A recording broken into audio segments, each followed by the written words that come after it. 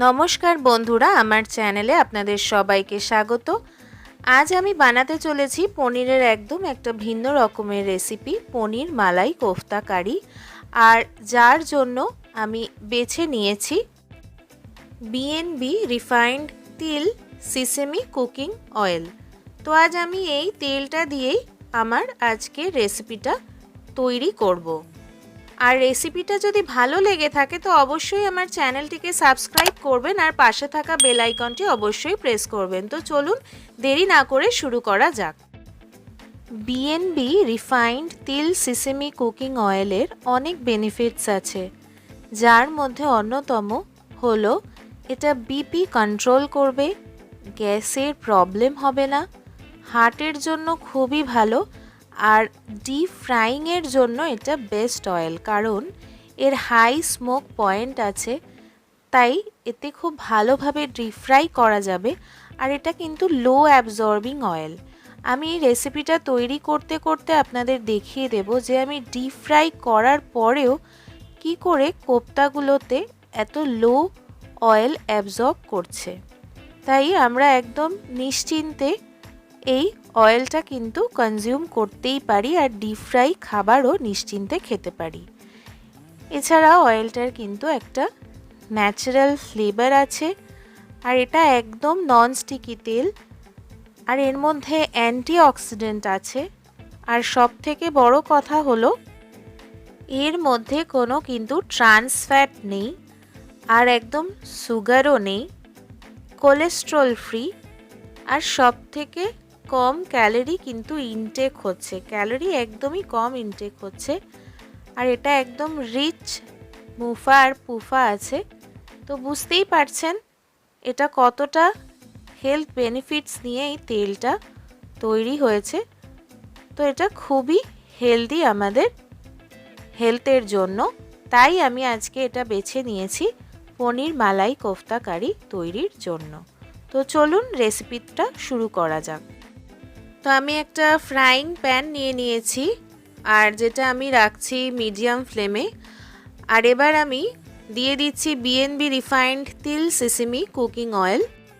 তো প্রথমে আমি 2 টেবিল চামচ তেল দিয়ে দিচ্ছি। এবার তেলটা ভালো করে গরম হয়ে গেলে এর মধ্যে দিয়ে দিচ্ছি হাফ চা চামচ গোটা জিরে। আর গোটা জিরেটা দেওয়ার সঙ্গে সঙ্গে 30 থেকে 40 সেকেন্ড মতো ভালো করে আমি নাড়াচাড়া করে নিচ্ছি।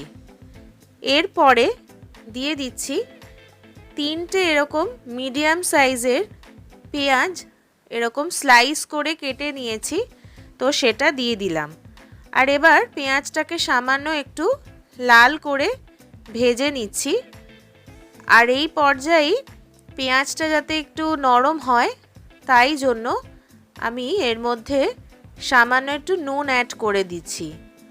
তারপরে আবার এরকম 2-3 মিনিট পেঁয়াজটাকে লাল করে ভেজে নিয়েছি, সামান্য লাল হয়ে গেছে। এরপর এই পর্যায়ে দিয়ে দিচ্ছি 1 ইঞ্চি মতো আদা এরকম কেটে নিয়েছি, তারই সঙ্গে দিয়ে দিচ্ছি 8 থেকে 10 কোয়া রসুনের টুকরো, আর 3টে কাঁচা লঙ্কাকে আমি চিড়ে রেখেছিলাম সেটাও দিয়ে দিলাম। তারপরে 1 থেকে 2 মিনিট ভালো করে এরকম ফ্রাই করে নিচ্ছি। তারপরে এই পর্যায়ে দিয়ে দিচ্ছি 3টে কুচি করে রাখা টমেটোটা দেওয়ার পরেও আমি 1 থেকে 2 মিনিট ভালো করে কুক করে নিচ্ছি। তারপরে এই 5-6টা মতো কাজু বাদাম দিয়ে দিলাম, তারপরেও 1 মিনিট মতো আমি কুক করে নিলাম। তারপরে দিয়ে দিচ্ছি 1 কাপ মতো জল, আর ভালো করে মিশিয়ে দিলাম। ফ্লেমটাকে এবার লো করে 4 থেকে 5 মিনিট ঢেকে হতে দিচ্ছি। 4 থেকে 5 মিনিট পর দেখুন এটা সুন্দরভাবে সফট হয়ে গেছে। তো এই পর্যায়ে ফ্লেমটা বন্ধ করে দিলাম, আর একদম ঠান্ডা করে আমি একটা মিক্সার জারে এটার একটা পেস্ট সুন্দর বানিয়ে নেব। তো পেস্টটা আমার তৈরি হয়ে গেছে। তো এবার একটা পাত্র নিয়ে নিয়েছি, এরপরে আমি একটা স্ট্রেনার বসিয়ে দিলাম। তো পেস্টটাকে ভালো করে ছেঁকে নিচ্ছি যাতে পেস্টটা একদমই স্মুথ হয়, যাতে গ্রেভির টেক্সচারটা খুব ভালো হয়, একদম রেস্টুরেন্টের মতো। তো এরকম টেক্সচার হয়ে গেল পেস্টটার। পরবর্তী পর্যায়ে আমি এবার কোফতাগুলো তৈরি করে নেব, যার জন্য আমি 5 থেকে 6টা এরকম ছোট সাইজের সেদ্ধ করা আলু নিয়েছি, যেটাকে আমি গ্রেটারের সাহায্যে গ্রেট করে নেব। তো এই সাইডটা দিয়ে গ্রেট করে নিচ্ছি আলুগুলোকে। তো আলুগুলো গ্রেট করা হয়ে গেছে। তো এরপরে আমি 200 গ্রাম পনির নিয়েছি। তো পনিরটাকেও আলুকে যেভাবে গ্রেট করেছি পনিরটাকে এরকম মিহি করে গ্রেট করে নিচ্ছি। পনিরটা গ্রেট হয়ে গেলে এরপরে দিয়ে দিচ্ছি 1/4 কাপ মতো রেগুলার বেসন, তার সাথে দিচ্ছি সামান্য পরিমাণ নুন, আর তারই সঙ্গে একটু চিনিও দিয়ে দিচ্ছি সামান্য পরিমাণ, বাট এটা অপশনাল। তার সঙ্গে দিচ্ছি 1/2 চা চামচ হলুদ গুঁড়ো আর 1/2 চা চামচ কাশ্মীরি লঙ্কার গুঁড়ো, তার সাথে দিচ্ছি 1/2 চা চামচ ধনে গুঁড়ো, আর দিয়ে দেব 1/2 চা চামচ গরম মশলার গুঁড়ো। তার সঙ্গে দিয়ে দিচ্ছি 2টো লঙ্কা আমি এরকম কুচি করে নিয়েছি, আর দিচ্ছি 5 থেকে 6টা কাজু। আর এরপরে সমস্ত উপকরণগুলোকে আমি ভালো করে স্প্যাচুলার সাহায্যে মিশিয়ে নিচ্ছি।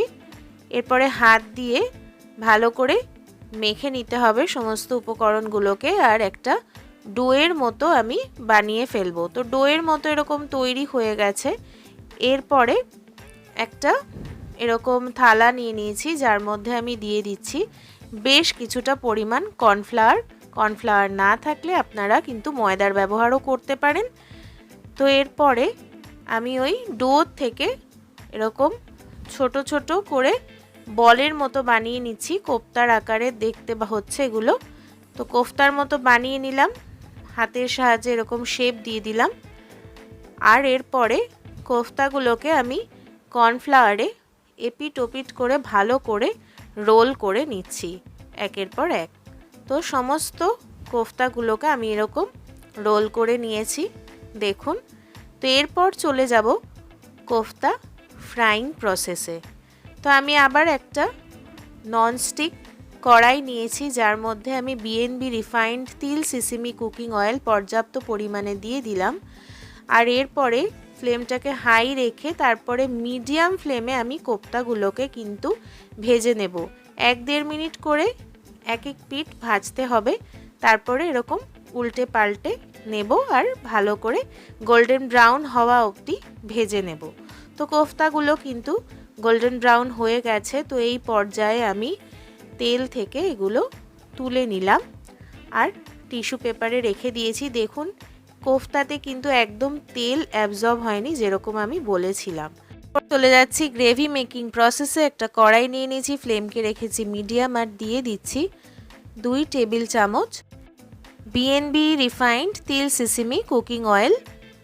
তারপরে ফ্লেমটাকে মিডিয়াম রেখে এর মধ্যে দিয়ে দিচ্ছি 1/2 চা চামচ হলুদ গুঁড়ো, 1 চা চামচ কাশ্মীরি লঙ্কার গুঁড়ো, আর 1/2 চা চামচ ধনে গুঁড়ো। এরপরে 30 থেকে 40 সেকেন্ডের মতো ভালো করে আমি তেলে নাড়াচাড়া করে নিচ্ছি। এরপরে দিয়ে দেব আগে থেকে তৈরি করে রাখা স্মুথ পেস্টটা, আর সেটা দেওয়ার পরে 3 থেকে 4 মিনিট আমি ভালো করে কুক করে নিচ্ছি। এরপরে ওই বাটিতেই 1 কাপ পরিমাণ জল দিয়ে সেই জলটা আবার দিয়ে আবার আমি 1-2 মিনিট ভালো করে কুক করে নিচ্ছি। তারপরে স্বাদ অনুযায়ী নুন দিয়ে দেব। নুনটা একটু বুঝে দেব, কারণ আগেও কিন্তু নুন দেওয়া হয়েছে, তো বুঝে দিলাম এবং ভালো করে মিশিয়ে দিলাম। তারপরে দিয়ে দিচ্ছি 1/2 কাপ পরিমাণ ফ্রেশ ক্রিম। ফ্রেশ ক্রিম না থাকলে আপনারা চাইলে দুধ বা মালাইয়েরও ব্যবহার করতে পারেন। তো ভালো করে মিশিয়ে দিলাম ফ্রেশ ক্রিমটাও, আর দিয়ে দিচ্ছি 1/2 টেবিল চামচ কাসুরি মেথি এরকম ক্রাশ করে দিয়ে দিলাম, আর 1/2 চা চামচ দিচ্ছি গরম মশলার গুঁড়ো। এরপরে ভালো করে কাসুরি মেথি আর গরম মশলাটাকে মিশিয়ে দিচ্ছি। তারপরে অ্যাড করে দিচ্ছি আগে থেকে ভেজে রাখা কোফতাগুলো, আর তারপরে 1 টেবিল চামচ মতো ধনেপাতা আমি রেখেছি কুচি করে, তো সেগুলো দিয়ে দিলাম।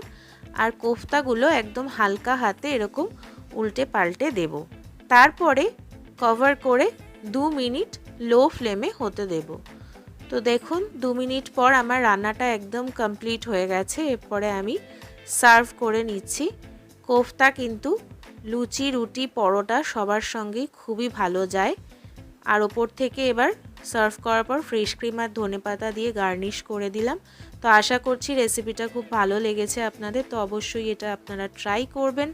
আর বিএনবি রিফাইন্ড তিল সিসিমি কুকিং অয়েলটাও অবশ্যই ট্রাই করবেন। আমার চ্যানেলটিকে সাবস্ক্রাইব করবেন আর পাশে থাকা বেল আইকনটি অবশ্যই প্রেস করবেন। ধন্যবাদ।